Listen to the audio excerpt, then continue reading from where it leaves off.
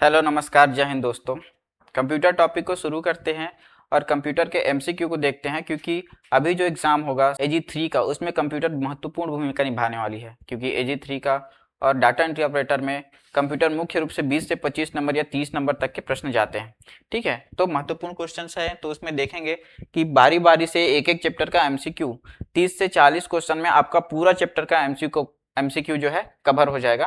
पहला जो क्वेश्चन लेते हैं कंप्यूटर इंट्रोडक्शन से लेते हैं तो ये इस प्रकार से प्रश्न है कि कंप्यूटर शब्द की उत्पत्ति किस भाषा से हुई है। बेसिक सा सवाल है, पहला एक क्वेश्चन है, पहला जो चैप्टर है उसका पहला प्रश्न है कि कंप्यूटर इंट्रोडक्शन का पहला प्रश्न है कि कंप्यूटर शब्द की उत्पत्ति किस भाषा से हुई है।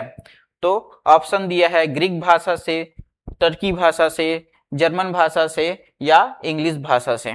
तो इसका उत्तर जो है वो हो जाएगा ग्रीक भाषा से। ग्रीक भाषा से या लैटिन भाषा से भी कह सकते हैं। ग्रीक भाषा से या लैटिन भाषा से भी कह सकते हैं। कंप्यूटर शब्द की उत्पत्ति जो है ग्रीक या लैटिन भाषा के कंप्यूट शब्द से उत्पत्ति हुई है। ठीक है, ग्रीक या लैटिन भाषा के कंप्यूट शब्द से उत्पत्ति हुई है।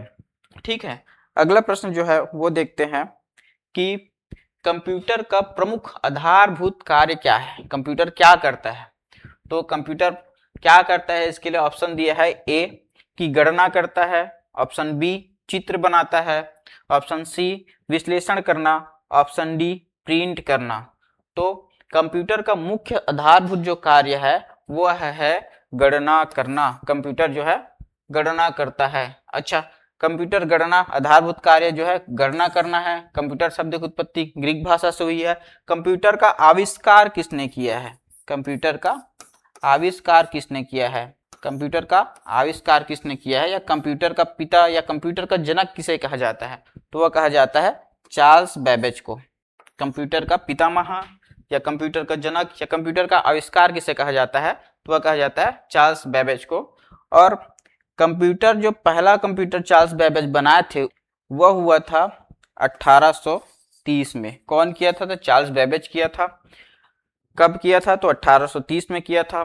और कंप्यूटर जो चार्ल्स बेबेज बनाया तो उसके लिए प्रोग्राम किसने लिखा था, तो वो प्रोग्राम लिखा था लेडी एडा अगास्टा ने। लेडी एडा अगास्टा ने इन्होंने प्रोग्राम लिखा था। ठीक है, प्रोग्राम लिखा था लेडी अगास्टा ने। आविष्कार किया था चार्ल्स बेबेज ने। कब किया था, 1830 में। और क्या बनाया था, तो पहला एनालिटिकल इंजन बनाया था। ठीक है, जिसको पहला मैकेनिकल कंप्यूटर कहा जाता है या फिर पहला एनालिटिकल इंजन। आविष्कार किया था चार्ल्स बेबेज ने एनालिटिकल इंजन का। आविष्कार किया चार्ल्स बेबेज ने। कब किया, 1830 में। क्या बनाया, एनालिटिकल इंजन बनाया, जिसको मैकेनिकल कंप्यूटर कहा जाता है। ठीक है, जिसको मैकेनिकल कंप्यूटर कहा जाता है, जिसको मैकेनिकल कंप्यूटर कहा जाता है। ठीक है, जिसे मैकेनिकल कंप्यूटर कहा जाता है। ठीक है, अगला क्वेश्चन देखते हैं। अगला क्वेश्चन है कि कंप्यूटर द्वारा किस प्रकार की गणना की जा सकती है। कंप्यूटर द्वारा किस प्रकार की गणना की जा सकती है। ऑप्शन ए दिया है गणितीय गणना, ऑप्शन बी दिया है तार्किक गणना, ऑप्शन सी दिया है ए और बी दोनों, ऑप्शन डी दिया है इनमें से कोई नहीं। तो इसका सही उत्तर हो जाएगा ऑप्शन सी गणितीय गणना और तार्किक गणना दोनों। क्यों, क्योंकि गणितीय और तार्किक दोनों प्रकार की गणना जो है कंप्यूटर करता है। ठीक है, चौथा नंबर, निम्न में से क्या कंप्यूटर की विशेषता नहीं है। तो इसमें प्रश्न में दिया है कि निम्न में से क्या कंप्यूटर की विशेषता नहीं है। तो इसमें कंप्यूटर की विशेषता क्या है उसको देख लेते हैं। सबसे महत्वपूर्ण यही है कि इस प्रकार के प्रश्न में जिसमें लास्ट में नहीं है दिया रहता है उसमें विशेष ध्यान देना पड़ता है कि नहीं है पूछा है कि है पूछा है। तो इसमें नहीं है पूछा है तो इसमें हम ये देखेंगे सीधा सीधा कि विशेषता क्या क्या है। नहीं है पूछा है, ठीक है, तो विशेषता क्या क्या है, तो कंप्यूटर की तीव्र गति उसकी विशेषता है। कंप्यूटर की विद्युत पर निर्भरता उसकी विशेषता नहीं है। ऑप्शन सी दिया है भंडारण क्षमता, ये उसकी विशेषता है। और ऑप्शन डी गोपनीयता, यह भी उसकी विशेषता है। विद्युत पर निर्भरता उसकी कमी है, ना कि विशेषता। तो इसीलिए इसका सही उत्तर हो जाएगा ऑप्शन बी जो है इसका सही उत्तर हो जाएगा, जो कि विशेषता नहीं है। विद्युत पर निर्भरता कंप्यूटर की कमी है, न कि विशेषता।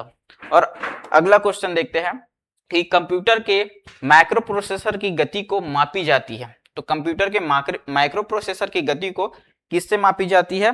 तो ऑप्शन ए दिया है हर्ट्ज से, ऑप्शन बी दिया है कैंडेला से, ऑप्शन सी दिया है आरपीएम से, ऑप्शन डी दिया है एमआईपीएस से। ठीक है, तो इसका सही उत्तर क्या होगा? इसका सही उत्तर हो जाएगा हर्ट्ज से। माइक्रो प्रोसेसर की गति को मापते हैं हर्ट्ज से। कैंडेला ज्योति तीव्रता की मात्रा को कहते हैं कैंडेला। ठीक है, और आरपीएम, आरपीएम ये जो हार्ड डिस्क की जो गति है उसको मापने के लिए यूज किया जाता है आरपीएम, राउंड पर मिनट। ठीक है, एमआईपीएस एमआईपीएस ये जो है इंस्ट्रक्शन को रीड, कंप्यूटर के इंस्ट्रक्शन को रीड करने की गति को एमआईपीएस से मापा जाता है। ठीक है, इसमें रीड करने की स्पीड है इसकी। ठीक है, अगला क्वेश्चन देखते हैं। कंप्यूटर द्वारा इंस्ट्रक्शन को रीड करने में लगा समय को मापते हैं। कंप्यूटर द्वारा इंस्ट्रक्शन को रीड करने में लगा समय को मापते हैं, किससे मापते हैं? ऑप्शन ए दिया है एमआईपीएस से, ऑप्शन बी दिया है केबीपीएस से, ऑप्शन सी दिया है एमएचजेड से, ऑप्शन डी दिया है उपरोक्त सभी से। तो मैं इसको पढ़ के बना देता हूं, आईएमपीएस, केबीपीएस और मेगाहर्ट्ज। तो कंप्यूटर द्वारा इंस्ट्रक्शन को रीड करने में लगा समय को मापते हैं, किसमें मापते हैं? एमआईपीएस से। एमआईपीएस मतलब मिलियन इंस्ट्रक्शन पर सेकेंड। केबीपीएस ये जो है स्टोरेज की गति जो स्टोर करता है उसको मापता है, केबी पर सेकेंड। डाउनलोड करते हैं, अपलोड करते हैं तो वो केबी पर सेकेंड ऐसा देखते हैं। ठीक है, मेगाहर्ट्ज ये जो है प्रोसेसर जो अभी पढ़े पिछला क्वेश्चन। ठीक है, माइक्रो प्रोसेसर की गति को मापते हैं हर्ट्ज से, और आधुनिक अभी वर्तमान समय में गीगाहर्ट्ज से मापते हैं। ठीक है, तो अगला प्रश्न जो है देखते हैं। सुपर कंप्यूटर की गति की माप होती है। सुपर कंप्यूटर की गति की माप क्या होती है? ऑप्शन ए दिया है एमआईपीएस, ऑप्शन बी दिया है जीबीपीएस, ऑप्शन सी दिया है फ्लॉप्स, ऑप्शन डी दिया है केबीपीएस। ठीक है, तो इसका सही आंसर हो जाएगा फ्लॉप्स, मतलब फ्लोटिंग पॉइंट ऑपरेशन पर सेकेंड। ठीक है, केबीपीएस, जीबीपीएस, केबीपीएस। ठीक है, एमआईपीएस ये माइक्रो प्रोसेसर की गति है, जो इंस्ट्रक्शन को रीड करने की गति है वो है केबीपीएस, एमबीपीएस। अगला प्रश्न देखते हैं कि इंटरनेट में डाटा प्रेषण की गति मापी जाती है। इंटरनेट में डाटा प्रेषण की गति को मापी जाती है, ये है डाटा प्रेषण की गति। केबीपीएस, जीबीपीएस जो है डाटा प्रेषण की गति है, और बीपीएस भी डाटा प्रेषण की गति है। तो इसका उत्तर हो जाएगा all of the above, data प्रेषण। ठीक है, इंटरनेट में जो डाटा अपलोड करते हैं या डाटा डाउनलोड करते हैं, तब हम देखते हैं कि वह कितने केबीपीएस, जीबीपीएस या बीपीएस मतलब बीट या बाइट पर सेकेंड जो है वो स्पीड जो है देता है। ठीक है, अगला प्रश्न देखते हैं। निम्न में से कौन सा एक कंप्यूटर का उपकरण नहीं है? तो निम्न में से कौन सा एक कंप्यूटर का उपकरण नहीं है? तो वह है पहला option keyboard, monitor, hard disk drive या फिर प्रिंटर। तो कंप्यूटर के आधारभूत संरचना में जो भाग रहती है, तो वो आधारभूत संरचना में कीबोर्ड रहता है, मॉनिटर रहता है, हार्ड डिस्क रहता है, लेकिन प्रिंटर जो है नहीं रहता है। ठीक है, प्रिंटर एक पेरिफेरल डिवाइस है, इसको बाहर से जोड़ा जाता है। तो इसका उत्तर हो जाएगा ऑप्शन डी, प्रिंटर जो है इसका उपकरण नहीं है। ठीक है, इसका उत्तर ऑप्शन डी हो जाएगा। ठीक, अगला प्रश्न देखते हैं। निम्नलिखित में से क्या कंप्यूटर का एक गुण है? इसमें मैं पूछा था कि लास्ट में बताया था आपको कि गुण है कि गुण नहीं है। लास्ट में है के पास नहीं है कि है, यह स्पष्ट रूप से देखना है प्रत्येक प्रश्न में। कंप्यूटर में भावना नहीं होती है, अनुभूति नहीं होती है, तत्परता होती है, मंद स्फुरता नहीं होती, कंप्यूटर तीव्र होती है। ठीक है, तो इसका आंसर हो जाएगा ऑप्शन सी। ठीक है, अगला प्रश्न देखते हैं। कंप्यूटर का उपयोग बिजनेस अनुप्रयोग के लिए अट्रैक्टिव है क्योंकि इसका कारण है शुद्धता, विश्वसनीयता, गति, इनमें से सभी। ठीक है। तो कंप्यूटर का उपयोग बिजनेस अनुप्रयोग के लिए अट्रैक्टिव है, क्यों है भाई? क्योंकि इसमें शुद्धता है, विश्वसनीयता है और इसमें गति है, तो इसलिए यह जो है महत्वपूर्ण है। तो इसका उत्तर हो जाएगा ऑप्शन डी, इनमें से सभी। ठीक है, अगला प्रश्न देखते हैं। और बड़ी मात्रा में डेटा स्टोर कर सकते हैं। बी दिया है, जब इनपुट गलत हो तब भी बड़ी मात्रा में डेटा स्टोर कर सकते हैं। सी दिया है, कंप्यूटर अनम्य तैयार किया गया है।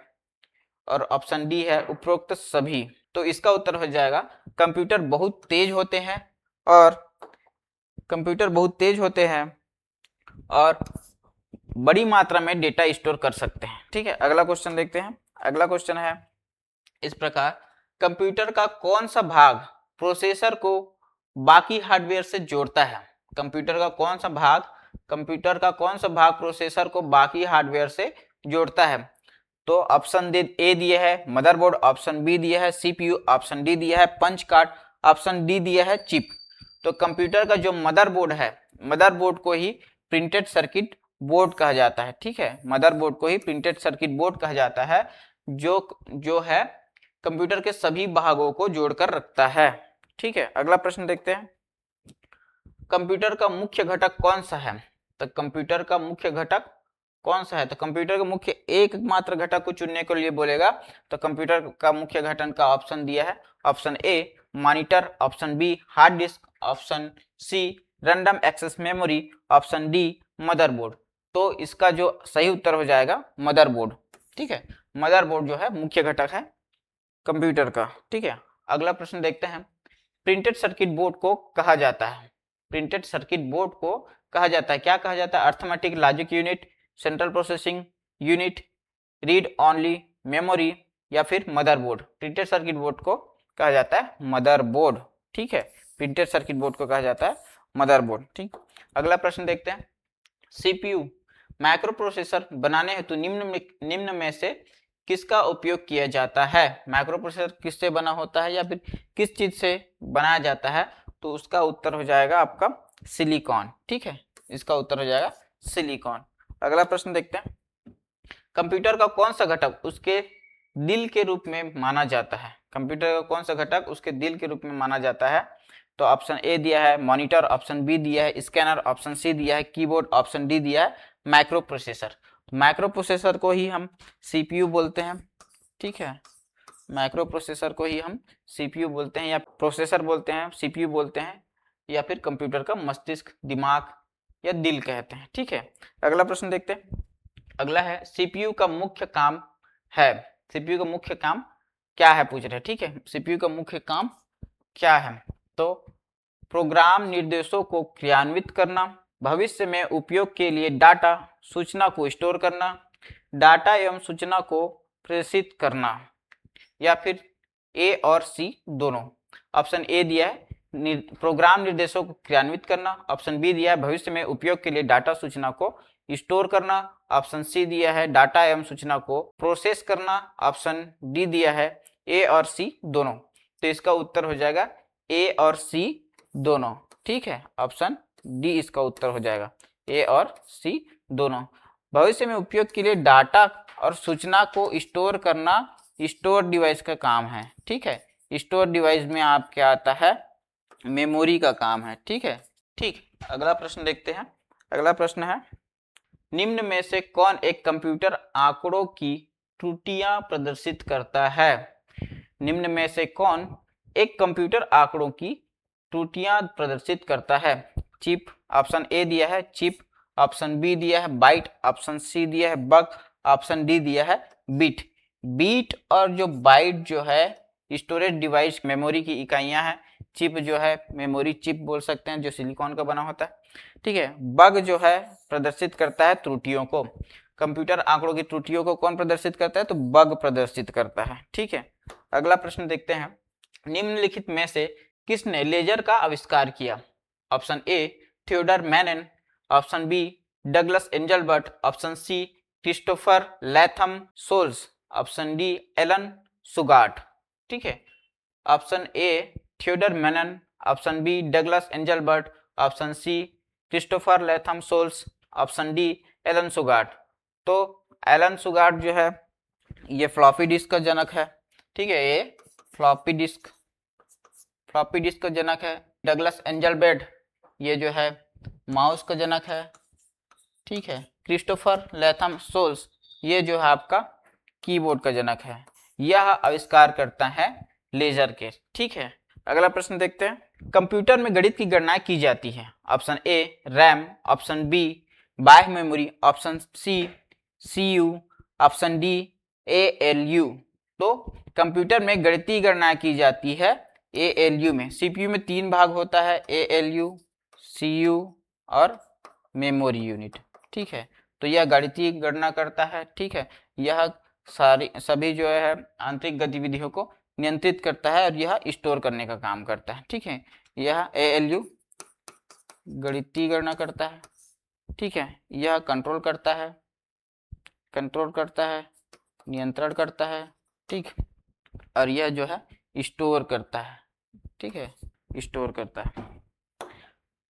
अगला प्रश्न देखते हैं 22वां नंबर। सीपीयू को इस रूप में भी जाना जाता है। सीपीयू को और किस नाम से जाना जाता है, किस रूप में जाना जाता है?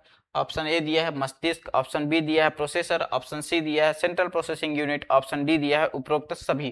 तो इसका उत्तर हो जाएगा उपरोक्त सभी। सीपीयू को मस्तिष्क, प्रोसेसर, सेंट्रल प्रोसेसिंग यूनिट तीनों ही कहे जाते हैं। तो इसका उत्तर हो जाएगा उपरोक्त सभी, ऑप्शन डी, ठीक है। अगला प्रश्न देखते हैं।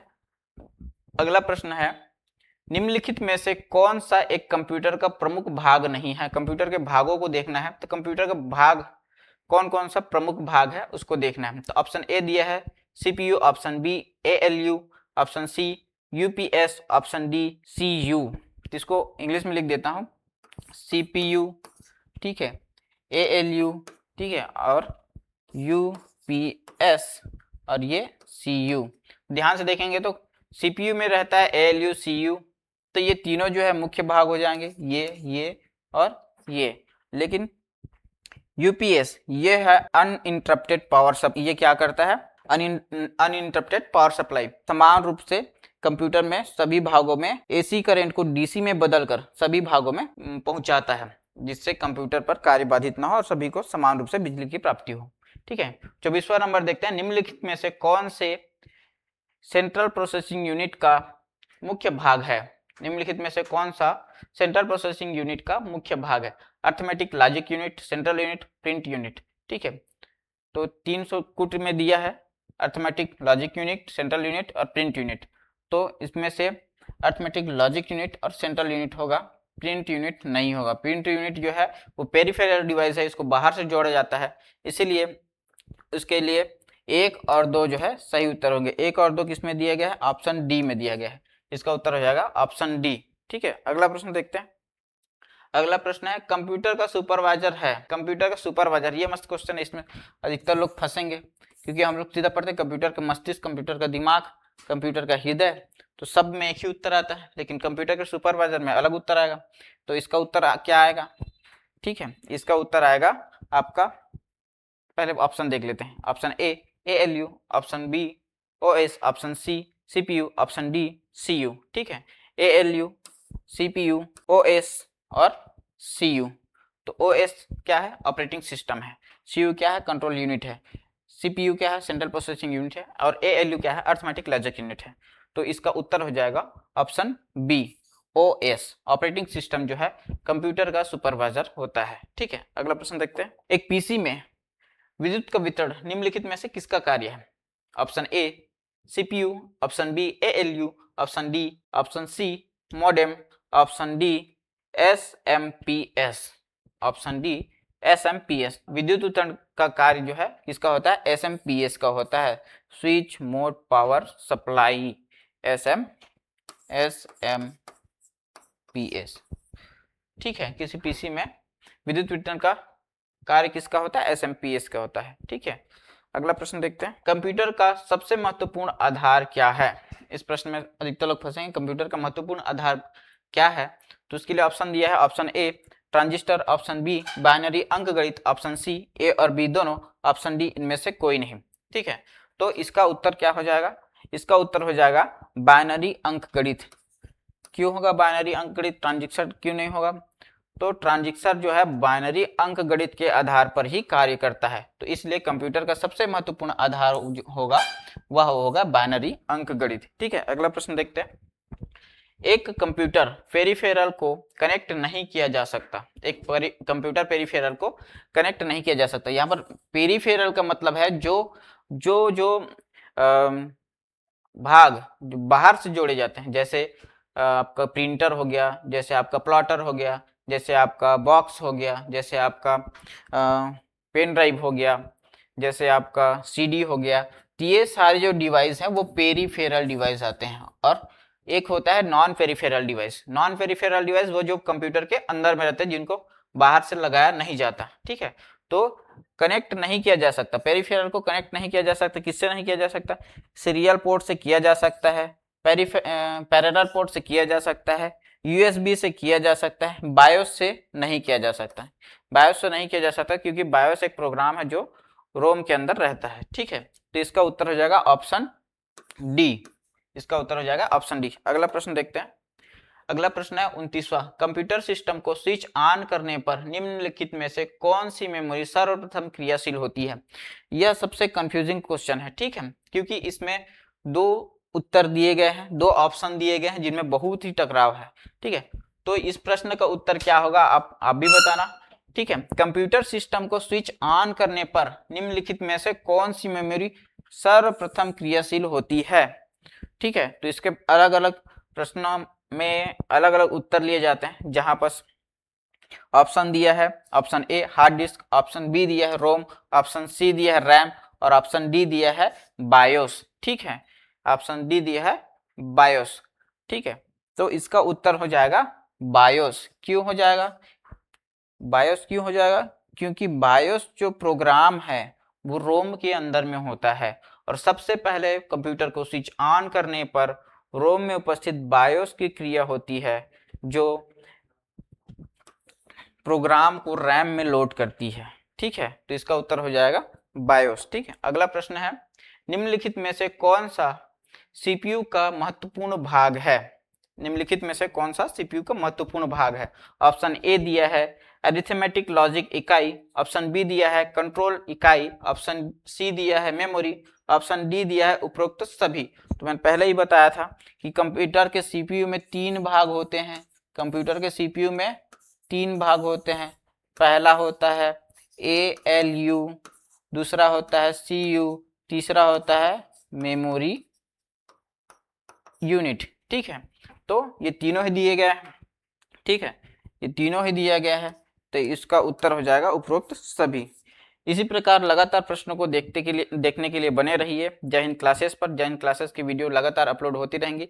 अभी महत्वपूर्ण जो परीक्षा आने वाली है CSPCL की और AG3 की, तो उसमें आपके लिए ये सारे प्रश्न जो है महत्वपूर्ण भूमिका निभाएंगे। ठीक है, धन्यवाद।